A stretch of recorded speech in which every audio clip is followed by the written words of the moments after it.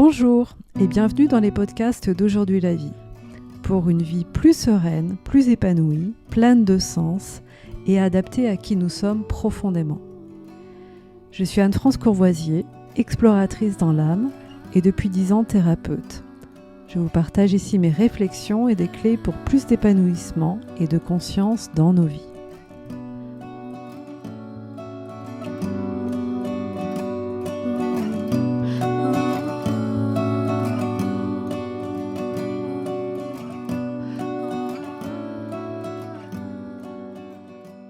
Je vais vous parler aujourd'hui de l'amour de soi, qui est un thème central dans la vie de chacun, dans le cadre d'une rencontre improvisée avec Sabine Lalayati qui m'a interviewée. Sabine, éveilleuse d'imaginaire, artiste multi-exploratrice, stimulatrice d'intelligence, créatrice et inspirée. Je vais vous parler de l'amour et de l'amour de soi, de ma naissance idéale, du choc de la naissance à l'amour de soi, mais aussi du bon père et de la bonne mère qui peuvent nous soutenir dans l'amour de nous-mêmes, et enfin de l'écoute du corps et de l'harmonie qui vibre avec l'amour de soi. Aujourd'hui, avec toi, on va s'aventurer dans l'amour de soi. Avec plaisir, Sabine. J'avais envie de te demander d'aller un petit peu plus loin dans la définition de l'amour de soi. Qu'est-ce que c'est ? Comment on se sent quand on est en amour de soi? Alors, dans amour de soi, il y a avant tout le mot amour. Donc, ça pose la question, qu'est-ce que c'est l'amour ? C'est quoi l'amour ? Donc, l'amour, encore plus que le mot le cœur, l'amour, c'est un mot qui recouvre une multitude de réalités. Je crois que c'est les Grecs qui parlaient des différents niveaux d'amour, le plus bas étant porneia, le plus élevé étant agapé. Donc, qu'est-ce que l'amour ? L'amour, pour moi, dans son essence, c'est forcément que de l'amour inconditionnel. Sinon, tout le reste, ce n'est pas de l'amour. Je ne crois absolument pas à ça. Et c'est quoi l'amour sans condition ? C'est l'accueil. L'accueil. Que ce soit l'accueil de soi ou l'accueil de l'autre, c'est l'accueil. Et c'est quoi l'accueil ? C'est le oui. Oui à ce qui est. Voilà. Oui à ce qui est. Oui à ce qui est dans mon cœur en ce moment quand je ressens telle émotion. La colère, la tristesse, la peur, la haine, la honte, quel que soit ce que je ressens. Oui à ce qui est quand je perçois une pensée extrêmement jugeante envers quelqu'un ou même envers moi-même. Oui à ce qui est dans ma réalité physique. Oui, oui, oui, oui. Le oui, c'est simple. C'est 3 lettres. O-U-I. C'est simple, c'est plein. C'est le oui. Quand je me dis oui, eh bien, quand vraiment je me dis oui, parce qu'il peut y avoir des parts de soi qui disent non à mon intention de dire oui à quelque chose, eh bien,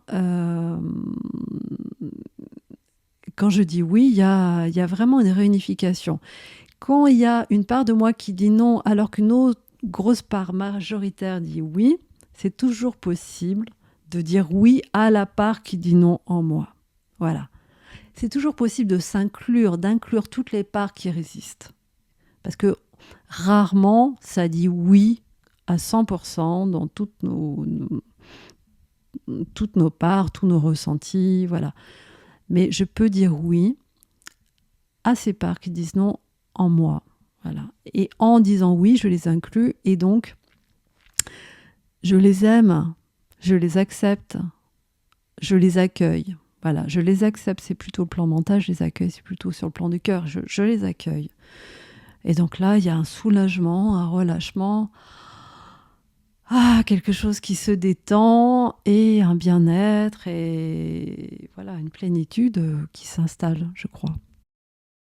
Vaste programme. L'accueil inconditionnel de ce qui est. Ça n'empêche pas de mettre des barrières, de mettre des stops. Alors oui, tout à fait. C'est très, très, très important de le souligner. Ici, on parle d'amour de soi et pas d'amour de l'autre. Donc, l'amour de soi, c'est vraiment être dans son centre et dire oui à ce qui est en nous. Et souvent, pas tout le temps, mais souvent, dans la relation à l'autre, il est nécessaire de dire un non à l'autre pour se dire oui à soi. Ou de dire oui, mais à telle condition à l'autre pour se dire oui à soi.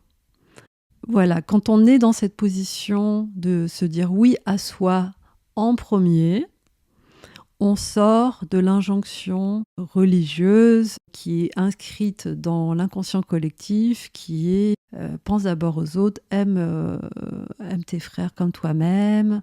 Voilà, si tu penses à toi, tu es égoïste.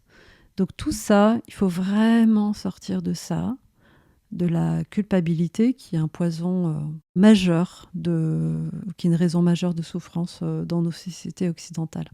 Donc oui à soi, y compris oui au non en soi.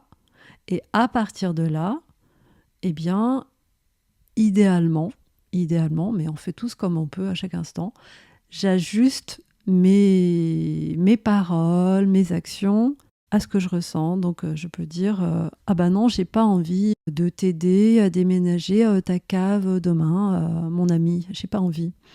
Donc ça veut pas dire qu'il faut le dire comme ça, mais on peut dire non, je me sens pas disponible pour cela, parce que à l'intérieur ça dit, si je m'écoute, le ressenti, c'est je me sens mal de faire ça, je n'ai pas du tout envie de faire ça. Donc là, j'entends ce que je ressens à l'intérieur et je pose un non avec bienveillance pour soi, pour l'autre et dans une relation authentique.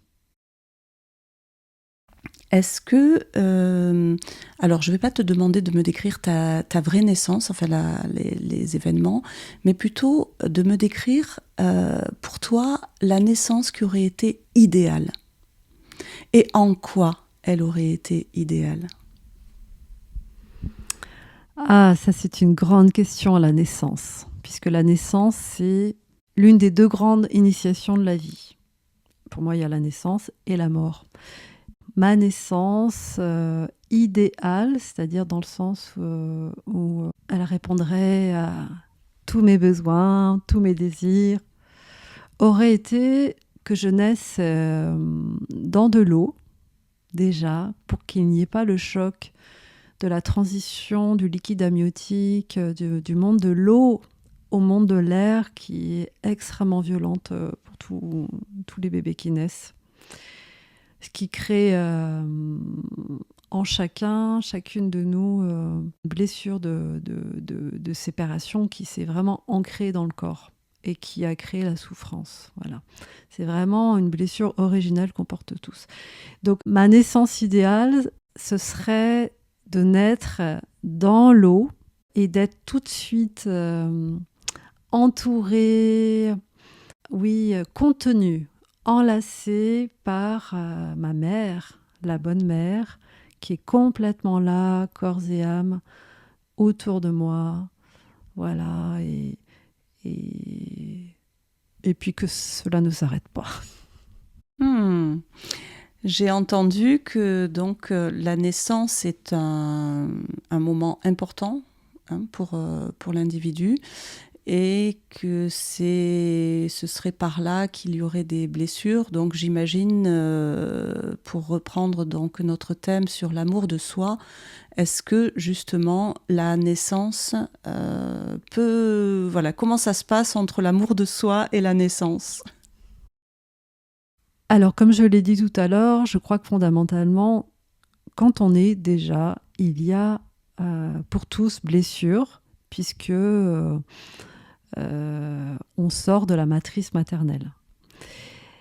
Après, il y a la mémoire de blessure qui peut être plus ou moins forte. J'ai accompagné des personnes qui ont été séparées de leur mère pendant plusieurs mois à la naissance. Et ça crée une insécurité forcément qui est plus forte qu'un bébé qui est accueilli par sa mère de manière convenable. Voilà. Mais néanmoins, il y a souffrance. Donc, il y a souffrance, ça a un lien avec l'amour de soi. C'est-à-dire que l'amour de soi, c'est vraiment un état de plénitude, de plein, où il n'y a pas de place, puisque c'est du plein, où il n'y a pas de place pour la souffrance. Donc, oui, je peux dire que c'est une opportunité, la naissance, de cheminer vers l'amour de soi. Puisque quand vous vivez quelque chose dans une polarité négative, la vie, en tout cas c'est ma vision, vous pousse à aller vers la polarité positive opposée. Il y a un chemin à faire voilà, pour aller vers l'amour de soi, qu'on a tous à faire, mais il y a quand même des nuances par rapport au vécu de la naissance, mais pas seulement, aussi avec l'héritage transgénérationnel qu'on peut avoir et l'héritage karmique qu'on peut avoir. Voilà, il y a aussi d'autres dimensions qui influent sur l'amour de soi que l'on peut ressentir chacun, chacune. Alors, j'imagine que lorsque tu étais enfant, tu avais peut-être des rêves, des espoirs, un imaginaire, et certainement. Et en quoi ça t'a nourri et du coup guidé vers qui tu es maintenant? Ah, eh bien, enfant, oui, j'avais sans doute un imaginaire très présent, puisqu'on me disait toujours que j'étais rêveuse. Et je me souviens que le soir, je regardais depuis ma chambre toujours la lune dans le ciel quand elle était apparente. Voilà, je regardais la lune et j'étais rêveuse. Alors comment ça nourrit mon chemin? Pour ma part, j'ai eu plusieurs phases dans ma vie. En fait, jusqu'à mes 14 ans, petite fille et jeune fille, j'étais lunaire. Et il y a un autre aspect de moi qui s'est manifesté à l'âge de 14 ans quand je suis arrivée à Montpellier, où j'étais vraiment dans l'énergie solaire. Je suis rentrée dans l'énergie solaire. Donc là, j'ai perdu en fait cette connexion à mon imaginaire pendant quelques temps, mais ça a été nécessaire. Je dis ça, c'est important parce que les chemins ne se font jamais de manière rectiligne et tout est bon. Donc cette période, elle m'a vraiment aidée à ressentir beaucoup de sécurité, d'assurance, d'oser parler, de dire, alors que c'était pas le cas quand j'étais enfant. Et puis c'est revenu, mais c'est revenu lentement. Voilà, c'est revenu lentement à l'âge de plutôt vraiment à l'âge de 30 ans où j'ai vécu une grosse rupture de vie que j'ai initiée et où je me suis mise en quête. On peut parler de quête spirituelle, c'est-à-dire vraiment c'est quoi le sens de la vie, qu'est-ce que je fais là, et je comprenais pas pourquoi les gens se posaient pas cette question absolument fondamentale, mais qu'est-ce qu'on fout là, pourquoi on est là. Et je sentais voilà, qu'il y avait une autre réalité sous-jacente, non perceptible avec nos 5 sens. En tout cas, à l'époque, je pressentais, mais je n'avais pas plus de ressenti sensoriel que ça, alors que maintenant j'en ai beaucoup plus. Et puis donc j'ai cheminé. Cet imaginaire, je crois que ça m'a reliée à autre chose que le monde visible, et ça m'a permis de faire ce chemin de quête de soi, du sens de la vie que j'ai fait pendant de longues années. Voilà. Et notamment auprès d'Arnaud Desjardins, où j'ai fait pendant 10 années, des retraites, voilà, qui m'a beaucoup, beaucoup apporté et qui est très présent dans mes accompagnements. Merci. Donc tu as eu une dizaine d'années auprès de l'enseignement d'Arnaud Desjardins. Oui. Est-ce que c'est à ce moment-là que tu as choisi d'être hypnothérapeute, ou à quel moment tu as choisi d'être hypnothérapeute et pourquoi? Alors non, c'était pas du tout à ce moment-là, parce que je l'ai rencontré, j'avais 33 ans, je crois. J'étais journaliste dans la culture et ça m'a énormément nourrie. Effectivement aussi, mon imaginaire a quelque chose à voir avec ce métier que j'ai choisi de journaliste et de travail dans le monde de la culture, avec tout le monde artistique, toute la créativité, voilà. Mais j'étais pas du tout prête pour accompagner des personnes. J'étais vraiment dans je me nourris d'expériences et aussi d'enseignements. J'ai acheté des centaines de livres sur le développement personnel, la spiritualité. C'était mon plus gros budget. Je lisais, je me nourrissais et je sentais que c'était vraiment, je ne sais pas comment le dire, que j'emmagasinais toutes ces données et sans savoir où cela allait me mener. Et puis au bout d'un moment, j'ai senti que j'avais fait le tour de ce monde, de la culture. Et, et puis c'est venu tout naturellement. Voilà, j'ai fait des formations, d'abord pour moi, et puis je sentais que c'était tellement naturel pour moi d'accompagner les personnes que ça s'est fait naturellement. Voilà. Et puis l'hypnose, pourquoi l'hypnose? En hypnose, on est en état modifié de conscience, on peut accéder à des expériences auxquelles on ne peut pas théoriquement accéder depuis un conscient normal de tous les jours, on va dire. Bon, ça c'est des grandes images. Après, quand on conduit une voiture, on est en état modifié de conscience, hein. Mais la plupart du temps, dans la journée, quand on interagit avec des personnes, on est dans une certaine fréquence et on est conscient de plus ou moins de certaines choses. Et il y a tout un tas d'éléments qu'on ne perçoit pas et qui constituent complètement ce que l'on est. C'est l'inconscient. Voilà, souvent je dis il y a une toute petite partie de conscient, c'est le haut de l'iceberg, et il y a une très grosse partie qui est en dessous, qui n'est pas consciente. Donc c'est un monde d'exploration absolument extraordinaire, et c'est pour ça que je m'en lasse pas. Et l'hypnose humaniste, je trouve que c'est vraiment magnifique quand on est sur un chemin de connaissance de soi, de libération et de connaissance de soi. Quand j'ai commencé à me témoigner des actes d'amour, c'est-à-dire dépenser de l'argent pour des choses dont j'ai envie, qui me plaisent, qui me font du bien, alors effectivement, ça me faisait du bien, mais je voyais quand même que j'étais encore en souffrance intérieurement par rapport à l'amour de moi, qu'il y avait vraiment un déficit qui était encore là. Je me dis, mais comment ça se fait? Et après, j'ai compris que ça ne suffit pas de se payer un spa, des vacances, s'acheter un bon gâteau. C'est important, mais ça ne suffit pas.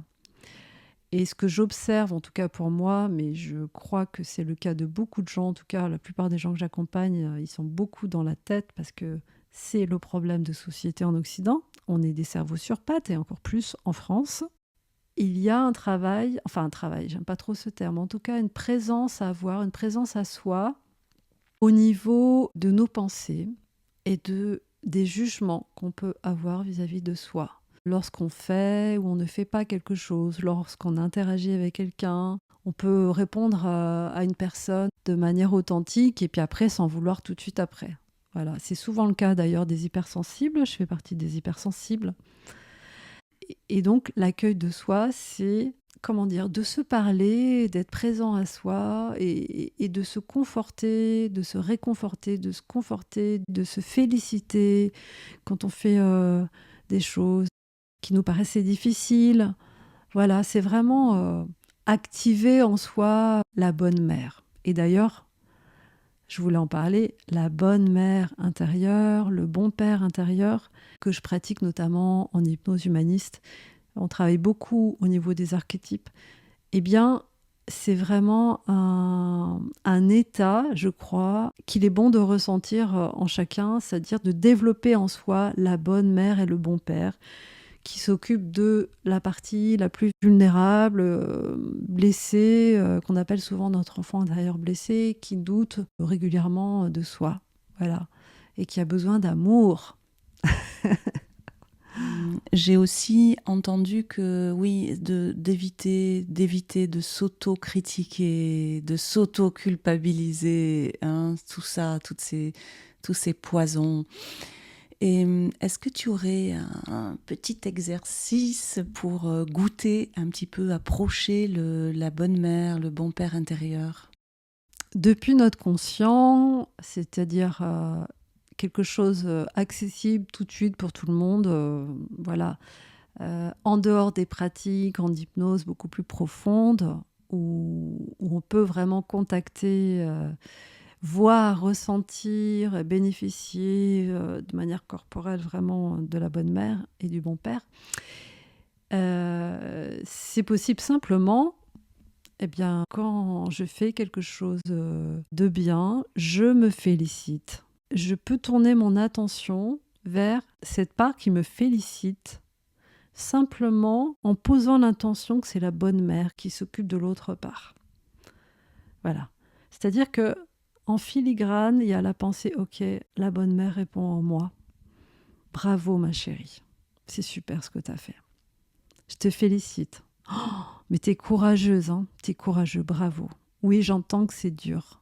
J'entends vraiment que c'est difficile pour toi là. Mais vraiment, je te félicite. Voilà. Ça, c'est la bonne mère.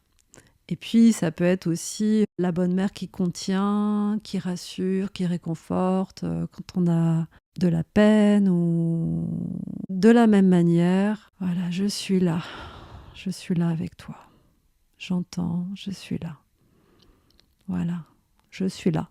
En fait, le je suis là, point. Ça fait tout. Waouh, ça c'est un mantra. Je suis là. Alors justement, j'ai une question là un petit peu étonnante, mais là, à cet instant même, qu'est-ce que tu fais, qu'est-ce que tu es en train de faire l'expérience et qui est fondamental pour toi? Bien, je suis en train de faire l'expérience que dans cette interview, je me sens vraiment à l'aise, à ma place, bien dans mon corps et inspirée alors que je ne le pensais pas. Voilà, et donc je fais l'expérience que je ne suis pas mes pensées, que je suis mais tellement plus que mes pensées, que je peux parler pendant des heures de tout ce dont on parle. Ça m'habite et c'est en moi. J'en suis pas forcément consciente. Là, j'en prends conscience. C'est dans l'expérience que je prends conscience. Mais je peux, par mon intuition, par ma sagesse profonde, pressentir, ressentir qu'il y a quelque chose quand même de plus grand que ce que je pense de moi, de ce que je pense de mes possibilités. Et ça, c'est, je crois, pour tout le monde, accessible pour tout le monde. Que tu accèdes à la conscience, hein, c'est bien ça que tu as dit, hein. Que Ouais. Voilà, comment tu perçois ton cabinet et surtout comment tu l'as aménagé et en quoi ton cabinet te soutient dans tes consultations? Eh bien, déjà, il est très personnalisé. C'est pas un cabinet que je loue avec une décoration, des couleurs qui m'appartiennent pas. Voilà, donc ce cabinet, bah oui, il est fait à mon image et donc je me sens en harmonie avec, avec ce lieu d'accompagnement des êtres humains. Et puis, il me soutient aussi parce que il y a une fenêtre qui donne sur l'arrière de la maison, qui jouxte un grand jardin, et il y a plein d'oiseaux qu'on peut entendre l'été. Et vraiment, je trouve ça magnifique, quoi. Je me sens bien et je demande toujours aux personnes que j'accompagne en présentiel, car j'accompagne aussi beaucoup en téléconsultation. Mais en présentiel, je demande toujours à la première séance, est-ce que vous vous sentez bien? Et voilà, et toutes les personnes se sentent bien aussi dans ce lieu. Donc l'harmonie, c'est vraiment important pour moi. Ça fait vraiment partie de ma vibration, je pourrais dire. Oui, l'harmonie. Justement, est-ce que lorsqu'on est dans l'amour de soi, il y a de l'harmonie? Ou alors l'inverse, parce qu'on est en harmonie, il y a de l'amour de soi? Quand on est dans l'harmonie, est-ce qu'il y a de l'amour de soi ça me paraît mais tellement naturel que oui, puisque ce qui est harmonieux est parfait. Ça correspond à une géométrie sacrée, l'harmonie. C'est la perfection de la géométrie sacrée. Et pour moi, la trame de l'univers, c'est une géométrie sacrée et elle est faite d'amour. Donc l'amour, pour moi, l'amour euh, véritable, sans condition, c'est comment dire, une émanation, on pourrait dire, d'une structure sacrée. Voilà, donc oui, quand on est dans l'harmonie, on, on est dans une perfection, dans un amour. Voilà, parfait. Dans l'instant, on se sent. Dans l'instant, ça peut être une nanoseconde, attention. Hein. Voilà. Et c'est difficile de rester durablement dans l'harmonie. Et ça fait aussi partie de la vie que d'être, de passer de l'équilibre au déséquilibre. Équilibre, déséquilibre, équilibre, déséquilibre. C'est de revenir dans l'équilibre et à accepter le déséquilibre.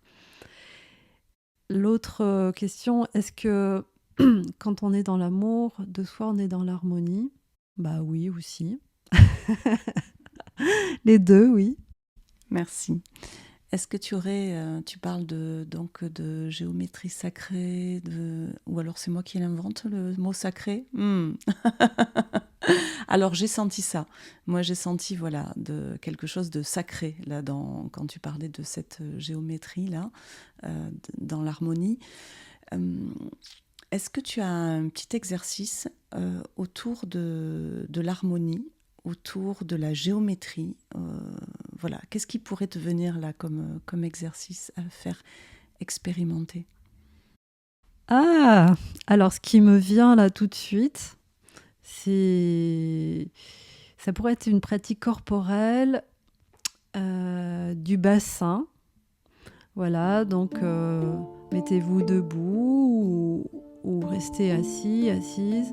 Et puis tout doucement, vous basculez le bassin à droite, à gauche, en faisant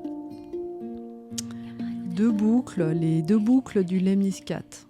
Alors si c'est trop dur, peut-être faites déjà un cercle. Si c'est trop dur, vous pouvez faire un cercle à droite, à gauche pour commencer. Voilà, vous allez dans un sens avec votre bassin et puis vous allez dans l'autre sens. Vous allez voir qu'il y a un sens qui est plus difficile, qui résiste plus que le premier, c'est normal.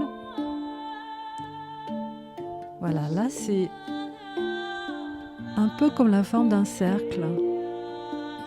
Et puis au bout d'un moment, eh bien, vous pouvez peut-être faire ces deux boucles. C'est plus facile debout, hein, mais voilà.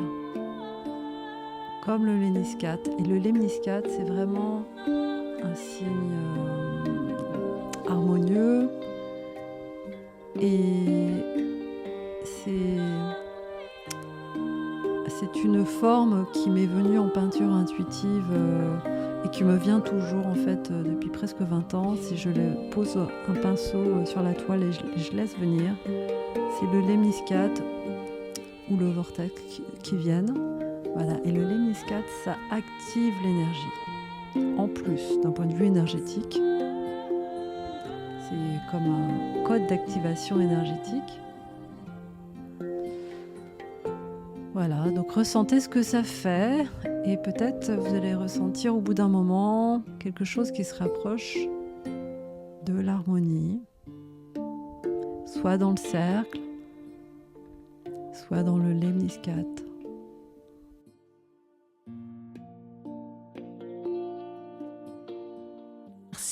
Alors peut-être j'ai envie de préciser que le lemniscat, c'est un 8 couché.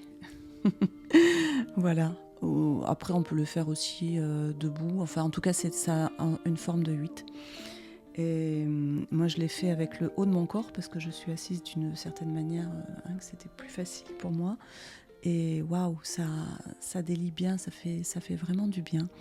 Et justement, est-ce que tu te sers de ton corps dans tes accompagnements? Et comment tu t'en sers? Alors, c'est une très bonne question. C'est vrai que ça m'arrive de plus en plus. Ça résonne aussi avec le chemin que je fais, et notamment auprès du Tao, le Tao de la femme, le Tao de la vitalité. Donc, le Tao, c'est une science, c'est la science orientale qui vient de Chine et qui est multimillénaire. Et ça m'arrive aussi d'accompagner des personnes dans des pratiques d'expression de soi par le corps en musique. Et comment j'accompagne? Eh bien, j'invite la personne vraiment à partir de ses appuis corporels et de sentir l'impulsion du corps. Qu'est-ce que le corps a envie de faire ou de ne pas faire? Parce qu'il peut avoir envie juste de rester complètement immobile alors que l'invitation, c'est d'être dans le mouvement.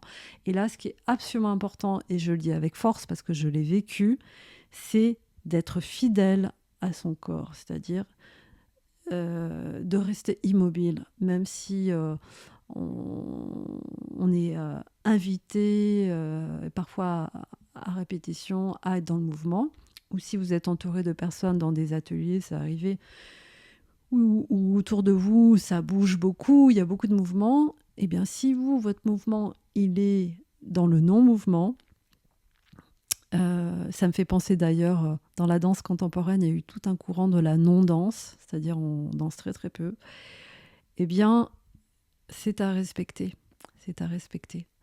Et au-delà du respect, c'est à accueillir. Et quand c'est accueilli, alors là, au niveau de l'amour de soi, il y a vraiment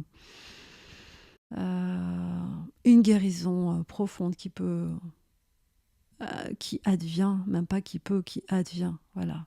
Parce que on s'est écouté, entendu. Oui, donc l'amour de soi passe aussi par l'écoute de son corps, l'écoute de nos besoins, nos propres rythmes et respecter, pouvoir dire voilà, j'ai besoin de ça. J'ai envie de parler de ton projet. Tu as un projet d'accompagnement en ligne. Est-ce que tu as envie de dire 2-3 mots? Oui, tout à fait. J'ai un projet qui me tient à cœur de programme en ligne, donc il va être accessible pour toutes les personnes qui habitent loin, en France ou ailleurs, pour les pays francophones, en tout cas dans un premier temps. Ça va être un parcours en plusieurs étapes, probablement sur 3 mois, mais c'est pas encore défini, peut-être un peu plus, autour, a priori, du thème de la reliance à notre intuition. Voilà, et ça inclut tout ce travail autour des émotions, revenir à soi, dans son corps, dans son cœur, dans sa conscience, sur ces 3 plans-là. Et pour vivre vraiment un retour à soi et manifester dans sa vie sa singularité, ses potentiels, nos potentiels uniques, parce que je crois vraiment qu'on a tous des potentiels uniques, et je l'ai vu d'ailleurs en tant que journaliste, quand j'étais journaliste pendant de nombreuses années, et c'était absolument incroyable. Et ça n'a absolument rien à voir avec les étiquettes professionnelles. C'est qu'est-ce qu'il y a derrière l'habit, quel est le fond derrière quel est le contenu derrière le contenant, qu'est-ce qu'il y a derrière. Et chez tout le monde, il y a une immense richesse qui demande qu'à être découverte, rencontrée, retrouvée. Et je crois que l'intuition, notre sagesse profonde permet cela. Oh, vaste programme. Et oui, l'intuition, moi, ça me fait penser effectivement cette capacité d'être en lien avec la lumière, d'être en lien avec le plus grand que soi, d'être guidé. Ouais, ça donne envie, hein. Merci Anne-France voilà, pour cette authenticité et pour ces petits exercices et ce cadeau à venir là sur l'intuition. Merci Sabine. Si vous avez aimé ce podcast, je vous invite à mettre un j'aime sous la vidéo, vous abonner si vous voulez suivre les prochains podcasts et partager à des personnes qui pourraient être intéressées et à qui ce podcast pourrait être utile.